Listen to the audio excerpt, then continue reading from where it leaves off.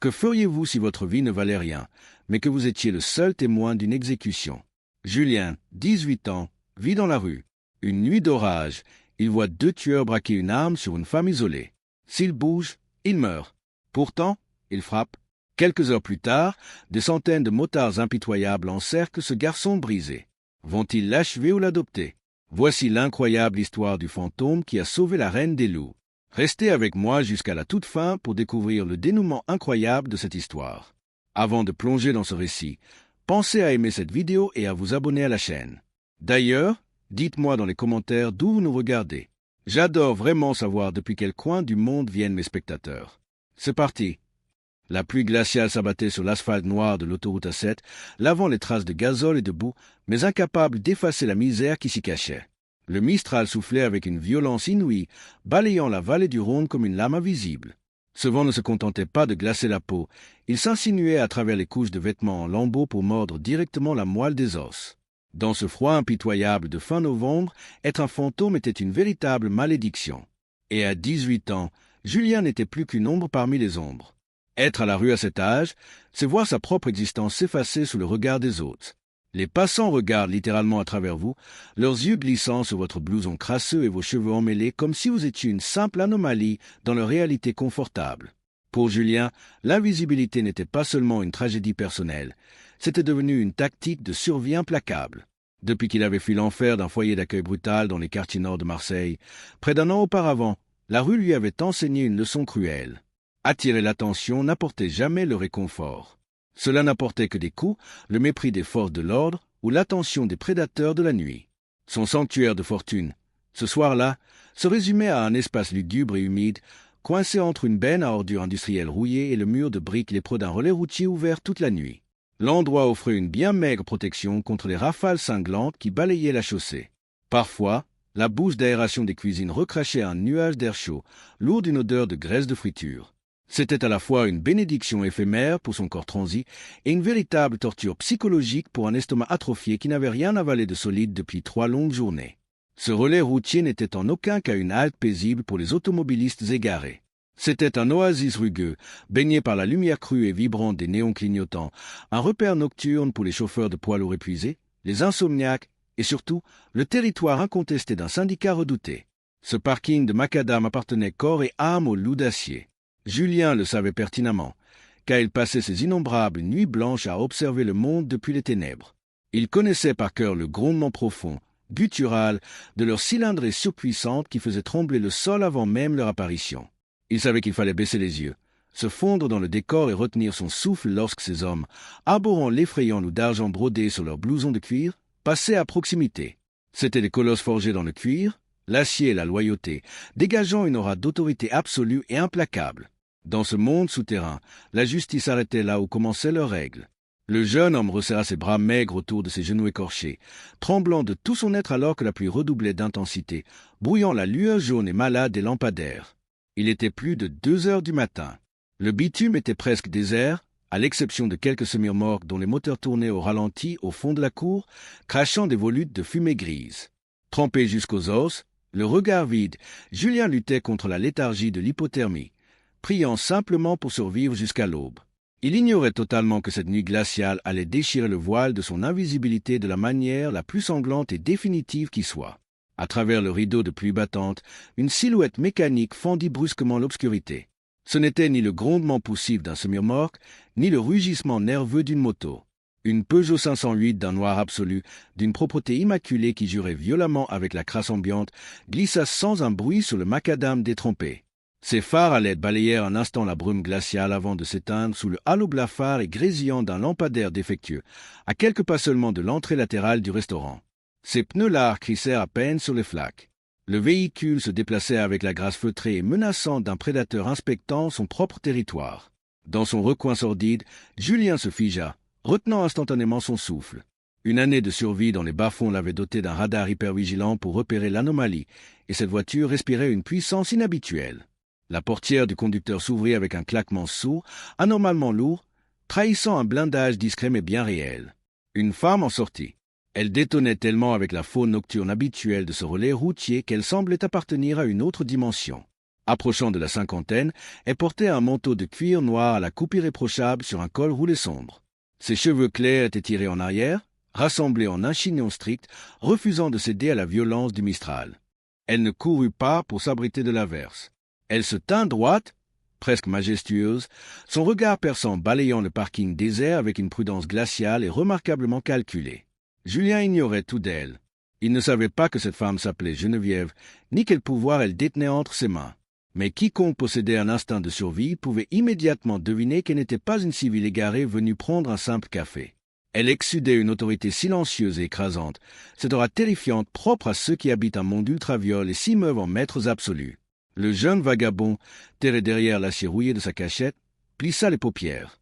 Un détail minuscule, accroché au revers du luxueux manteau, venait d'accrocher la lumière fuyante d'un néon. Une petite broche en argent massif, d'une discrétion trompeuse, représentant une tête de loup, l'emblème sacré des loups d'acier.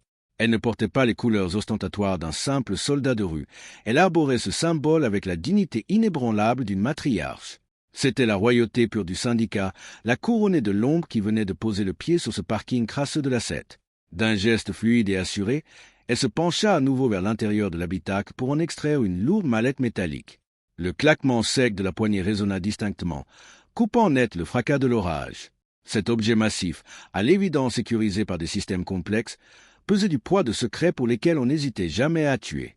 Alors que la lourde portière se refermait, un frisson qui n'avait plus rien à voir avec le froid mordant de la nuit parcourut l'échine du jeune homme. Une femme d'une telle importance, seule dans les ténèbres avec une telle cargaison. Julien le savait d'instinct, un drame inévitable était sur le point de se jouer sous ses yeux. Au moment précis où ses doigts gantés de cuir se refermèrent sur la lourde poignée métallique de la mallette, les ténèbres s'animèrent d'une volonté meurtrière. Sans le moindre crissement de pneus, tout se faisait un pour se fondre dans l'obscurité de l'orage. Une Renault Mégane RS d'un gris mat spectral émergea de la voie d'accès secondaire. Elle ne cherchait manifestement aucune place de stationnement. Elle ne se déplaçait pas comme un véhicule ordinaire conduit par un voyageur éreinté, mais avec la précision furtive, mathématique et glaciale d'un prédateur refermant ses mâchoires sur une proie isolée. Dans un glissement sinistre et parfaitement calculé, la berline agressive vint s'immobiliser en travers de la voie, bloquant instantanément la seule échappatoire de la majestueuse Peugeot. Ce relais routier banal et fatigué venait, en l'espace d'une fraction de seconde, de se transformer en une souricière. Tapissé dans la boue glacée de sa cachette, le sang de Julien se figea brusquement dans ses veines. L'engourdissement de l'hypothermie et les crampes aiguës de la faim disparurent d'un seul coup, balayés par une décharge d'adrénaline d'une brutalité sauvage qui lui coupa littéralement le souffle. Ses sens, aiguisés jusqu'à la paranoïa par des mois passés à esquiver les dangers mortels des nuits marseillaises, se mirent à hurler à l'unisson. L'école impitoyable de la rue lui avait appris à lire les postures corporelles, à décoder les silences anormalement lourds qui précèdent le chaos. Ce qu'il observait, le cœur battant à tout rompre contre ses côtes saillantes, n'était pas le prélude à un vol à la tire ou à une vulgaire extorsion. Les portières de la Mégane s'ouvrirent dans une symétrie parfaite. Deux hommes imposants s'en extirpèrent avec une agilité redoutable. Ils étaient drapés dans de longs imperméables noirs qui battaient lugubrement sous les rafales du Mistral, le visage entièrement effacé par des cagoules tactiques et des casquettes profondément rabattues sur le front. Aucun mot ne fut prononcé. Aucun geste superflu ne fut esquissé. Leurs mouvements témoignaient d'une létalité terrifiante, coordonnée à la perfection, trahissant l'habitude macabre des professionnels de la mort. Détail le plus effrayant pour le jeune vagabond, ils ignoraient avec un mépris total les grandes baies vitrées lumineuses du restaurant, pourtant situées à une quinzaine de mètres à peine. Derrière la buée de ces vitres, des chauffeurs buvaient leur café dans une insouciance aveugle. Les deux ombres se moquaient éperdument des témoins potentiels. Ils avançaient d'un pas lourd et implacable sur le goudron luisant de pluie, convergeant vers la femme isolée. Le vent hurlait, tordant les vieux cyprès qui bordaient le bitume de la Sète. Mais pour Julien, la scène semblait se dérouler dans un silence de tombeau, un vide absolu où seule la violence extrême avait droit de citer. Plaqué contre la tôle rouillée de la benne, la respiration bloquée dans la gorge, la terreur absolue l'ancrait physiquement au sol. Il savait reconnaître l'odeur du sang avant même qu'il ne coule. Ce n'était pas une intimidation violente pour dérober des secrets de la pègre. Sous ses yeux écarquillés de terreur, c'était la promesse silencieuse et inéluctable d'une exécution professionnelle en règle. Le déluge qui s'abattait sur la vallée du Rhône semblait vouloir noyer le monde entier, étouffant le fracas des moteurs au loin et le bruit des pas lourds sur l'asphalte. Geneviève comprit instantanément. La mallette, si précieuse quelques secondes auparavant, devint un poids mort qu'elle laissa choir. Dans un mouvement d'une fluidité désespérée, sa main droite plongea vers la poche intérieure de son manteau de cuir pour en extirper un revolver compact. Mais face à des professionnels de la mort, l'anticipation valait toujours mieux que la réaction. Elle était en retard d'une fraction de seconde, cette infime mesure du temps qui sépare de manière irrévocable les vivants des cadavres. L'assassin de tête s'ancra fermement sur ses appuis. Le halo jaunâtre du lampadaire se refléta sinistrement sur le canon mat de son arme. L'épais cylindre noir vissé au bout du pistolet confirmait la sentence. Il n'y aurait aucun bruit, aucune sommation. L'homme visait froidement le centre de la poitrine de la matriarche, prêt à effacer son existence d'une simple pression de l'index. À quelques mètres de là, tapis dans l'obscurité, Julien était pétrifié. La terreur, une bête froide et primitive, lui broyait les entrailles, clouant ses baskets usées dans la boue glacée. L'instinct de préservation, celui-là même qui l'avait maintenu en vie dans les pires recoins de Marseille, lui hurlait de reculer, de s'enfoncer plus profondément derrière l'acier protecteur de la benne à ordures, de fermer les yeux et d'attendre que le cauchemar s'achève. S'il bougeait, s'il émettait le moindre son, il mourrait. Ces hommes étaient des bouchers méthodiques. Il n'était qu'un adolescent décharné, affaibli par la malnutrition, sans famille pour le pleurer ni ami pour le venger. La logique implacable de la rue exigeait son silence et son immobilité absolue. Pourtant, alors que le doigt du tueur se contractait sur la détente, une image d'une violence insoutenable foudroya l'esprit de Julien. Ce n'était pas la pluie cinglante qu'il voyait, mais les murs étriqués de son enfance. Le souvenir viscéral d'une femme acculée dans un couloir sans issue, les yeux écarquillés par une détresse absolue, suppliant silencieusement pour une aide qui ne viendrait jamais. Ce jour-là, l'enfant qu'il était s'était recroquevillé, trop petit, trop fragile, terrassé par sa propre impuissance pendant que l'irréparable se produisait. Cette culpabilité rongeait son âme depuis des années, un poison psychologique bien plus dévastateur que la faim ou les morsures du Mistral. La vision de Geneviève, droite et défiante face à la mort, fit voler en éclats le barrage de sa peur. Il n'allait pas regarder une autre femme se faire massacrer sous ses yeux, pas une seconde fois. Ses doigts, tremblants et engourdis par le gel, fouillèrent aveuglément la boue à ses côtés. Ils heurtèrent un objet froid, d'une lourdeur assurante. Un démonte-pneu en acier massif abandonnait là par un routier négligent. Julien referma sa main écorchée sur le métal rouillé.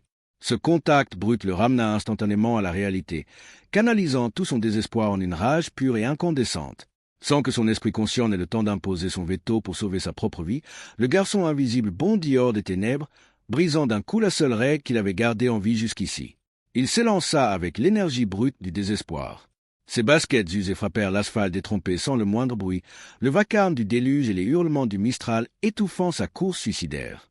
Il n'était plus un adolescent affamé, gelé et invisible. L'espace d'un instant, il était devenu une force pure, une ombre vengeresse jaillie des entrailles de la nuit. Le premier tueur, l'œil impitoyablement rivé sur la ligne de mire de son arme, restait totalement obnubilé par sa cible. Sa concentration absolue fut sa faiblesse. Jamais, dans sa froide logique de prédateur méthodique, il n'aurait pu anticiper l'irruption sauvage de ce gamin squelettique et trempé, surgi du néant avec la fureur d'une bête acculée. À l'instant critique, une fraction de seconde avant que le mécanisme de mort ne s'enclenche, Julien abattit le lourd démonte-pneu avec une violence inouïe. Il y mit tout ce qui lui restait d'énergie vitale, canalisant sa peur, sa culpabilité et sa maigreur exsangue dans un seul mouvement destructeur, visant le bras tendu du bourreau. L'impact de l'acier massif contre la chair et l'os produisit un craquement sinistre, une rupture brutale et écœurante qui déchira l'air saturé d'humidité. Au même millième de seconde, le percuteur s'abattit. Le silencieux avala l'explosion foudroyante de la poudre, réduisant la détonation mortelle à un claquement métallique sec, presque dérisoire sous la tempête providentielle. Mais la trajectoire était définitivement brisée. Le projectile, violemment dévié par la frappe désespérée de Julien, manqua le cœur de Geneviève. Au lieu de l'impact fatal escompté, la balle à haute vélocité déchira l'épais cuir noir du manteau, frôlant vicieusement son épaule gauche avant d'aller se loger dans la carrosserie de la Peugeot. Le choc cinétique, bien que partiel, arracha un halètement de douleur à la matriarche, qui tituba lourdement en arrière pour s'effondrer contre la portière blindée de sa berline, la main crispée sur sa blessure palpitante. Le premier assassin hurla, un cri animal étouffé par la pluie, lâchant son arme tandis que son avant-bras droit pendait à un angle effroyable et contre nature. Le second tueur, d'abord stupéfait par l'absurdité de cette embuscade invraisemblable, mit moins d'une seconde à réagir. Face à l'imprévu, l'entraînement mécanique des professionnels de la pègre reprit instantanément le dessus. L'obstacle n'était qu'un gringalet misérable, mais il venait de ruiner un contrat à plusieurs millions. D'un pivotement brusque, le colosse en imperméable noir fondit sur Julien. Le garçon, emporté par son propre élan, n'eut pas le temps d'esquisser le moindre geste de défense. Un poing ganté, lourd et dur comme un bloc de ciment, le percuta de plein fouet au visage. L'impact fut d'une violence inouïe, résonnant sourdement dans son crâne. La vision de Julien explosa en une myriade d'étincelles aveuglantes, suivie d'un vertige nauséeux et absolu.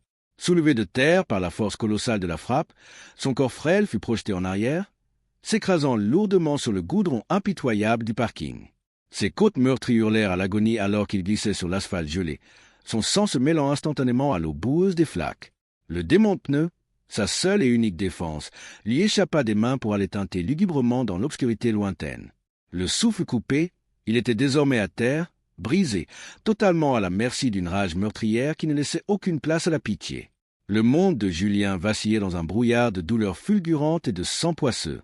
Étendu de tout son long sur le bitume glacial, il luttait pour ne pas sombrer dans l'inconscience. Une entaille profonde barrait son arcade sourcilière, aveuglant son œil droit d'un voile rouge et chaud qui contrastait cruellement avec la morsure de la pluie. Au-dessus de lui, le second tueur se dressait comme la faucheuse elle-même. L'homme ne se souciait plus du contrat initial.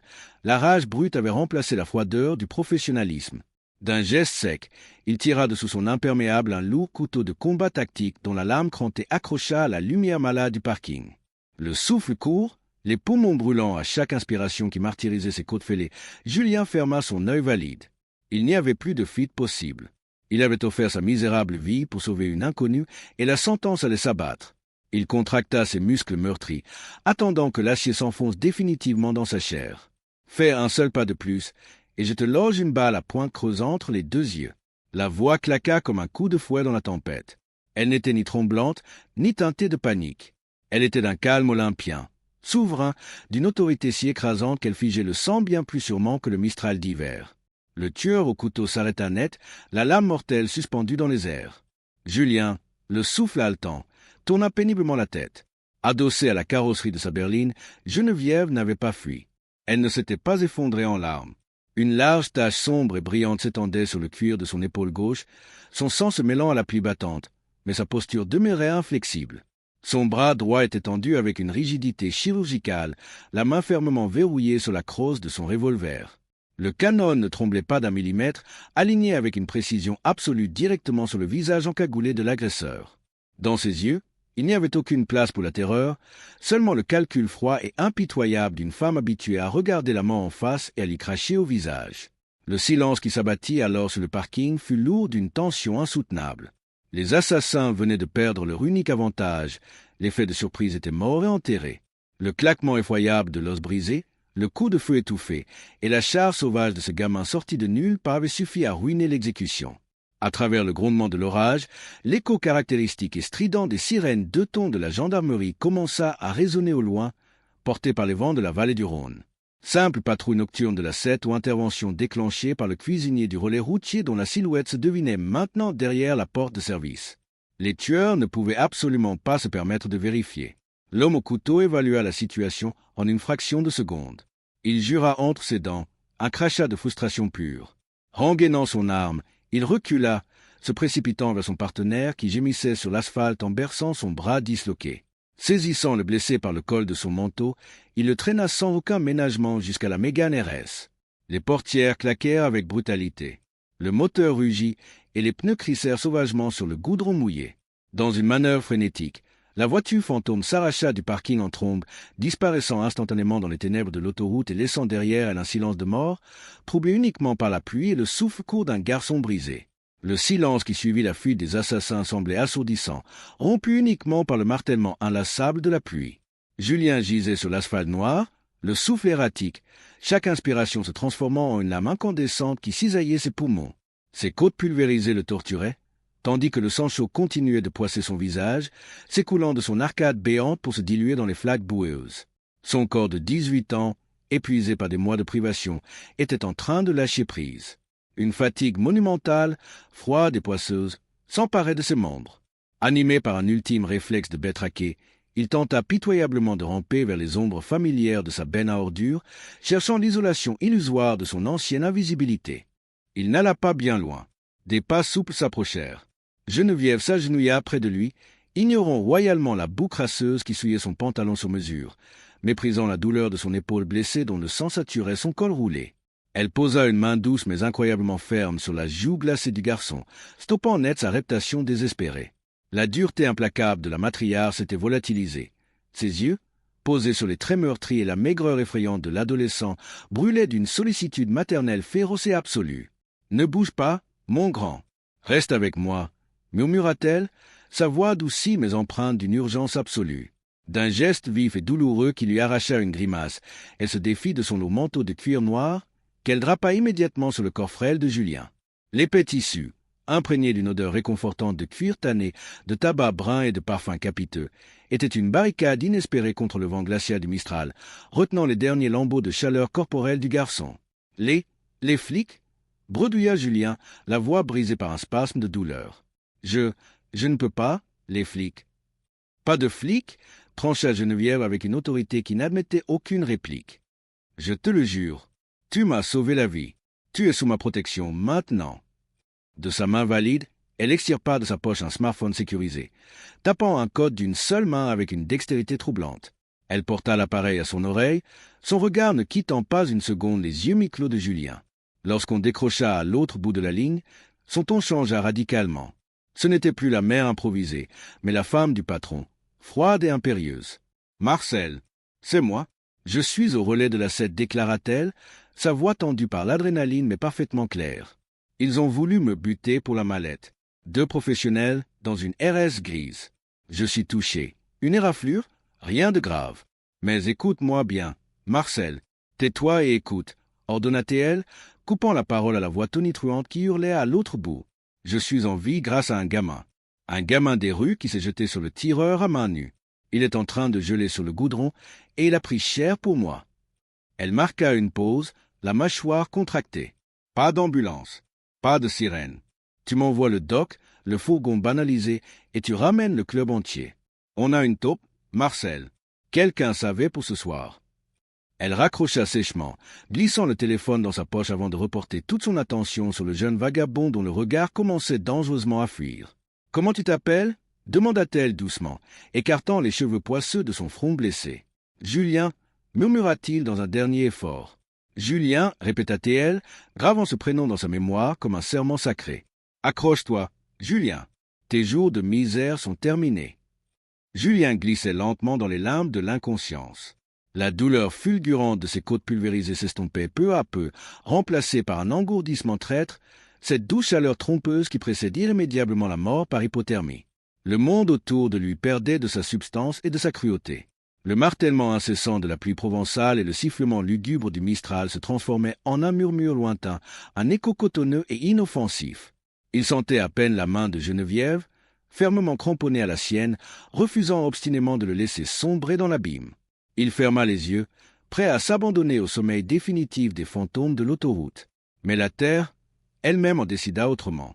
Cela commença non pas comme un son, mais comme une palpitation sourde, une vibration primitive qui remonta des entrailles du macadam pour résonner directement dans sa cage thoracique meurtrie. Le sol tremblait physiquement. Une pulsation mécanique, lourde, infiniment grave, qui grandissait à chaque seconde, écrasant littéralement la fureur de la tempête.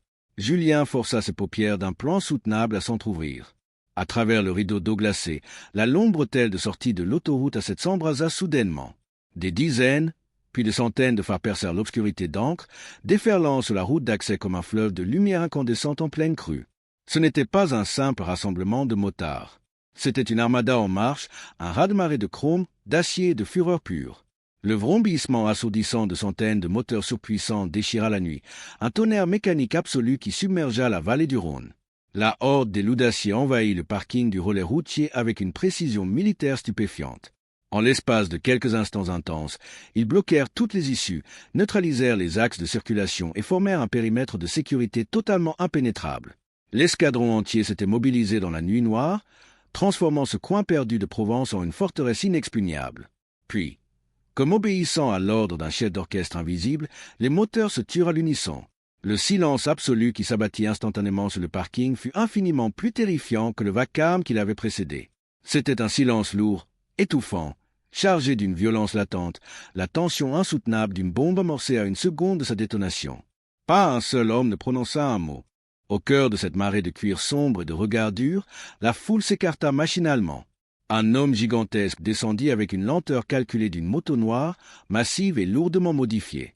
Il possédait la carrure d'un titan, les épaules larges comme une porte de forteresse, et dégageait l'aura écrasante et magnétique d'un seigneur de guerre ancestrale foulant un champ de bataille contemporain. Ses lourdes bottes heurtèrent l'asphalte détrompé. C'était Marcel, le président incontesté du syndicat. Et alors que ses yeux noirs, d'une froideur abyssale, se posèrent sur le sang mêlé à l'eau de pluie et sur le corps brisé de l'adolescent, l'air lui-même sembla geler autour de lui. La marée d'hommes au visage buriné s'ouvrit en silence, formant une d'honneur ténébreuse pour laisser passer leur chef. Marcel s'avança d'un pas lourd et délibéré, sa carrure massive fondant l'air glacial avec une autorité absolue. Ses yeux sombres, d'ordinaire illisibles, balayèrent la scène de chaos. Il vit la lourde mallette métallique abandonnée dans la boue, les douilles cuivrées brillant sous la lumière blafarde des néons, et surtout l'écarlate qui maculait l'asphalte noir. Lorsque son regard se posa enfin sur Geneviève, blême et agrippant son épaule ensanglantée, une fureur monumentale, presque palpable, s'empara de lui. La tension autour du relais routier devint électrique. Des centaines d'hommes n'attendaient qu'un simple battement de cils de leur patriarche pour mettre la région entière à feu et à sang. Mais avant que cette rage volcanique ne puisse exploser, Geneviève se redressa. Refusant l'aide de ses soldats, elle affronta le regard terrifiant de son mari avec cette dignité souveraine qui faisait d'elle la reine incontestée du syndicat. D'un geste lent, elle lui intima de se calmer, désamorçant l'orage d'une voix fatiguée mais inébranlable. Elle lui désigna alors la masse frêle et grelottante recroquevillée à ses pieds, presque engloutie sous l'épais manteau de cuir noir. En quelques phrases courtes, tranchant comme des lames de rasoir, elle relata l'embuscade. Le guet-apens parfaitement orchestré, le pistolet équipé d'un silencieux, la mort imminente. Puis, elle lui raconta l'impossible. Elle expliqua comment cet adolescent rachitique, ce fantôme des rues à l'agonie, avait surgi des ténèbres pour affronter à main nue des professionnels du meurtre. Elle lui parla du coup de fer fracassant les os du tireur, du sang versé pour la protéger, du sacrifice inouï d'un gamin qui n'avait strictement rien à gagner, sinon la certitude de mourir pour sauver une inconnue dans la nuit. Marcel s'immobilisa, absorbant chaque mot. La fureur aveugle qui déformait ses traits se mua lentement en une stupeur solennelle. Il s'agenouilla lourdement sur le bitume détrompé, se moquant de l'eau glacée qui imbibait son pantalon de cuir. À cette distance, le jeune vagabond semblait encore plus minuscule, le visage tuméfié, la respiration erratique, l'ombre de la mort planant déjà sur ses traits juvéniles. Marcel était un homme qui avait bâti son empire sur la violence brute et la loyauté indéfectible. Il connaissait parfaitement le prix du courage. Mais voir un civil affamé, un enfant brisé par l'existence, s'interposer volontairement face à un calibre braqué sur sa famille, c'était une forme de bravoure si pure, si tragiquement suicidaire, qu'elle forçait le respect absolu du seigneur de la pègre. Le chef des loups d'acier se releva d'un bond, la mâchoire contractée par une résolution inflexible. Sa voix de stentor déchira le silence de plomb, résonnant au-dessus du hurlement du Mistral pour réclamer le doc. Un homme sec et grisonnant, portant un lourd sac de traumatologie, s'extirpa immédiatement des rangs serrés des motards. Ancien chirurgien militaire ayant troqué son uniforme contre les couleurs du syndicat, il se jeta à genoux sans poser la moindre question. Marcel le toisa d'un regard sombre et sans appel. Il n'était plus question de débattre des risques ou de la discrétion. Par cet ordre irrévocable, le patriarche venait d'engager toute la puissance de son monde. Cet enfant qui avait offert sa vie pour alors ne rejoindrait pas les fantômes de l'autoroute cette nuit. Le médecin de terrain opéra avec la fulgurance glaciale d'un vétéran des zones de conflit. Les gestes étaient précis, économes, vitaux. En une poignée de secondes, une voie intraveineuse fut posée dans le bras décharné de Julien, et des pansements compressifs étouffèrent les hémorragies les plus critiques. Un fourgon Mercedes noir, aux vitres lourdement teintées, s'extirpa de l'ombre pour glisser jusqu'au centre de la scène. Sous sa carrosserie anonyme se cachait une unité de soins intensifs clandestine, un chef-d'œuvre de logistique criminelle. L'adolescent y fut engouffré avec une douceur inattendue. Geneviève, ignorant royalement l'avis du médecin concernant sa propre blessure, grimpa à l'arrière, refusant catégoriquement de lâcher la main de ce gamin jusqu'à ce qu'il soit définitivement hors de danger. Les portes blindées claquèrent, avalant le jeune miraculé dans le ventre protecteur du syndicat. Resté seul sous les trompes d'eau, Marcel fixa les feux rouges du véhicule qui s'évanouissait dans la brume. L'urgence vitale venait de laisser place à une émotion infiniment plus sombre, plus archaïque, la froideur mathématique de la vengeance.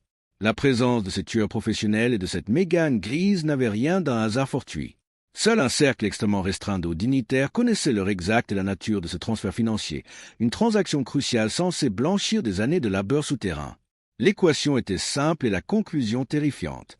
Un traître respirait encore parmi les siens. Le patriarche pivota lentement vers ses lieutenants, l'eau ruisselant sur son visage de granit. D'un simple hochement de tête, par quelques mots tranchants prononcés d'une voix basse qui glaçait le sang, il déclencha l'apocalypse sur la moitié sud du pays.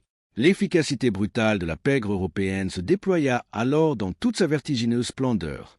Les téléphones cryptés s'allumèrent par centaines dans la nuit provençale. Une traque implacable, d'une ampleur sans précédent, fut instantanément coordonnée.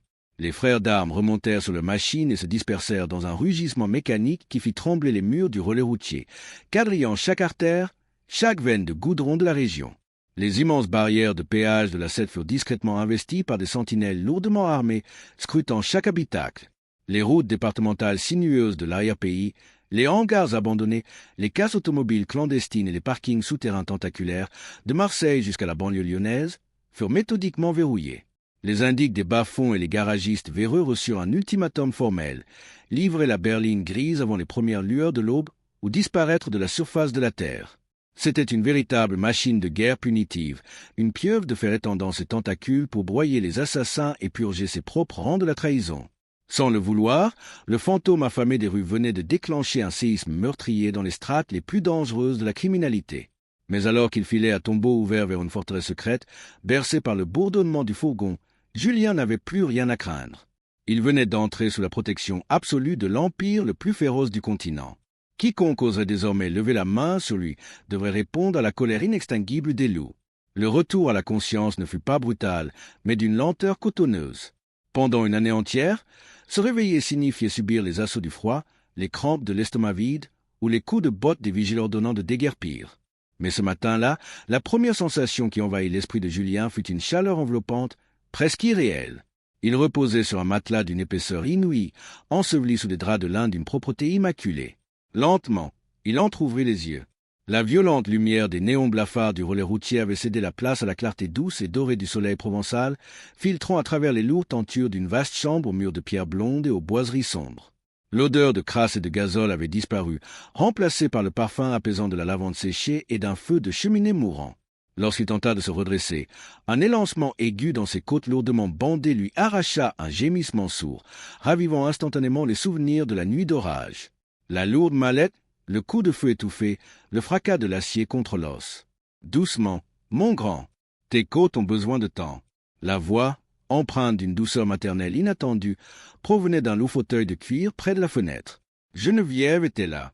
Son bras gauche reposait dans une écharpe de soie noire, mais elle affichait une mine sereine, son regard brillant d'une affection protectrice. À ses côtés se tenait Marcel. Dans la lumière du jour, le colosse imposait un respect encore plus écrasant. Ses traits durs, sculptés par des décennies de guerre souterraine, étaient toutefois adoucis par une fatigue silencieuse, celle des hommes qui reviennent victorieux du front. Le patriarche s'approcha du lit, croisant ses bras massifs. D'une voix grave, profonde comme le grondement d'un moteur au ralenti, il brisa le silence. Les hommes de la Mégane appartenaient à une faction rivale cherchant à étendre son territoire depuis la côte. Il n'était plus un problème, pas plus que le lieutenant Félon qui avait vendu les informations. La justice du syndicat avait été rendue, dans le silence absolu et sans la moindre implication des autorités. La menace était définitivement purgée. Marcel plongea son regard insondable dans celui, encore incertain, de l'adolescent. Il expliqua que dans leur monde impitoyable, la loyauté et le courage étaient les seules monnaies qui possédaient une réelle valeur. Voir un gamin des rues, dépossédé de tout, risquer sa propre vie face à des tueurs professionnels pour sauver sa femme, était un acte d'une noblesse féroce qui exigeait une dette éternelle. De sa large main couturée de cicatrices, le chef des loups d'acier déposa sur la table de chevet un petit objet métallique, une broche en argent massif représentant une tête de loup. Ce n'était pas le cuir officiel du clan, mais c'était le sceau d'une intouchabilité absolue. Puis, un trousseau de clés lourds et tintants atterrit sur les couvertures. Il y avait un appartement chauffé au-dessus de leur garage de personnalisation, au cœur de leur forteresse. Il lui appartenait. Dès qu'il serait sur pied, Julien commencerait un apprentissage auprès du maître mécanicien du syndicat. Il apprendrait à reconstruire des moteurs, à forger l'acier, et il gagnerait un vrai salaire. Les mots de Marcel résonnèrent dans la pièce comme un serment irrévocable. Il ne dormirait plus jamais sur le béton gelé. Des larmes brûlantes retenus depuis des mois d'errance et de terreur, débordèrent enfin des yeux de Julien. En observant les visages graves mais farouchement loyaux du couple, il comprit avec une intensité foudroyante que le fantôme de l'autoroute s'était mort cette nuit-là. À sa place, un homme venait de renaître, trouvant un foyer au cœur de la confrérie la plus redoutable du pays. Quelques jours plus tard, alors que la douleur fulgurante de ses côtes fracturées s'était transformée en une simple gêne sourde, Julien trouva la force de se lever. Appuyé contre l'épaule valide de Geneviève et encadré par la présence monumentale de Marcel, le jeune homme traversa les longs couloirs boisés du domaine fortifié, d'où les loups d'acier dirigeaient leur empire. Au bout d'une galerie majestueuse, le patriarche posa ses mains puissantes sur les poignées d'une double porte en chêne massif et l'ouvrit à la volée. L'air vif et pur des collines provençales frappa le visage de Julien alors qu'il franchissait le seuil pour s'avancer sur un vaste balcon de pierre sculptée. Ce qu'il découvrit en contrebas lui coupa littéralement le souffle. La cour d'honneur du château, une immense étendue de gravier clair et de pavés séculaires, était noire de monde. Des centaines d'hommes étaient rassemblés, épaule contre épaule. Ce n'était pas seulement la faction locale. Les blousons de cuir arboraient les emblèmes des chapitres de tout le pays, des quais de Bordeaux aux vallées reculées des Alpes. Leurs motos, véritables monstres d'acier et de chrome, formaient des lignes parfaites sous le soleil éclatant. Lorsque Julien apparut sur le balcon, flanqué du roi et de la reine de ce monde souterrain, un silence d'une profondeur abyssale s'abattit sur la foule. Des centaines de hors-la-loi, des hommes endurcis par une vie de violence et guidés par des principes d'airain, levèrent les yeux vers l'adolescent décharné qui avait versé son propre sang pour protéger l'une des leurs. Le premier lieutenant du syndicat, un homme imposant au visage taillé à la serpe, s'avança devant la meute. Il ne cria aucun ordre. Il ne prononça pas le moindre discours. Il leva simplement un poing ganté vers le ciel clair, puis redescendit sa main avec force pour tordre la poignée des gaz de sa machine. Le moteur explosa dans un rugissement percussif, sec et assourdissant. Une fraction de seconde plus tard, l'homme à sa droite fit de même, puis 10 autres, puis 50. En l'espace de quelques battements de cœur, l'air de la vallée fut littéralement pulvérisé par le tonnerre de centaines de cylindrées surpuissantes poussées à la limite de la zone rouge. Ce n'était pas un vacarme chaotique, mais une symphonie mécanique brutalement synchronisée, une ovation viscérale et majestueuse qui faisait trembler les fondations mêmes de la forteresse. Les vibrations puissantes remontaient le long des murs de pierre pour venir résonner profondément dans la poitrine de Julien, effaçant à jamais les mois de terreur et de solitude glacée.